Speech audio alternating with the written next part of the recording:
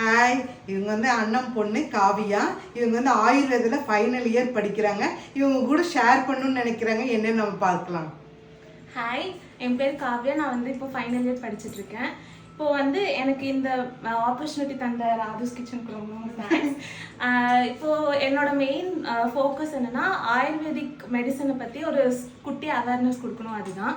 So இப்போ நம்ம நேச்சர்லேருந்து வந்திருக்கோம், திருப்பி நேச்சருக்குள்ளாரியே தான் திருப்பி போக போகிறோம். அப்போ நம்மளுக்கு இன்னமும் ஹெசிடேஷன் இருக்குது.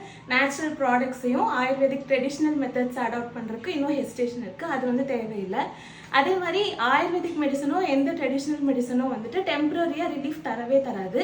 இதோட ட்ரீட்மெண்ட் வந்து ரூட் காஸை ரிமூவ் பண்ணுறதுல தான் மெயினாக கான்சென்ட்ரேட் பண்ணும். அதனால நம்மளுக்கு permanent and long term cure தான் இதில் வந்து அவைலபிளாக இருக்கும். அதே மாதிரி இதில் ட்ரீட்மெண்ட் எப்படின்னா வந்து ஒவ்வொரு பர்சனோட பாடி கான்ஸ்டியூஷன், டைஜஸ்டிவ் ஃபயர், அவங்களோட ஜிஐடியோட ப்ராப்பர்ட்டி வச்சு தான் இதோட ட்ரீட்மெண்ட்டும் பேஸ் பண்ணி இருக்குது. ஸோ அதனால வந்து எல்லாரும் ட்ரெடிஷ்னல் மெத்தட்ஸை வந்து எந்த விதமான ஹெசிடேஷன் இல்லாமல் ஃபாலோ பண்ண கேட்டுக்கிறேன். தேங்க்யூ. நான் டிப்ஸ் சொல்கிறதுனால ஏதோ டவுட்டாக இருந்தேன்னா காவியாட்ட வந்து கன்சல்ட் பண்ணிக்கிறது நல்லதாமா கரெக்டாமான்னு அவங்களும் நிறைய டிப்ஸ் சொல்லியிருக்காங்க. அது வந்து நான் சொல்லி நிறைய பேர் அதுவும் ஃபாலோ பண்ணி பெனிஃபிட் இருக்குதுன்னு சொல்லியிருக்கிறீங்க. ரொம்ப வெரி வெரி தேங்க்யூ. இவங்க எங்கள் அத்தை தான் அப்படின்ட்டு சொல்லிட்டு மெதுவாக சிரிக்கிறாங்க. எங்கள் அண்ணன் பொண்ணு தான் இவங்க, காவிஸ்ரீ.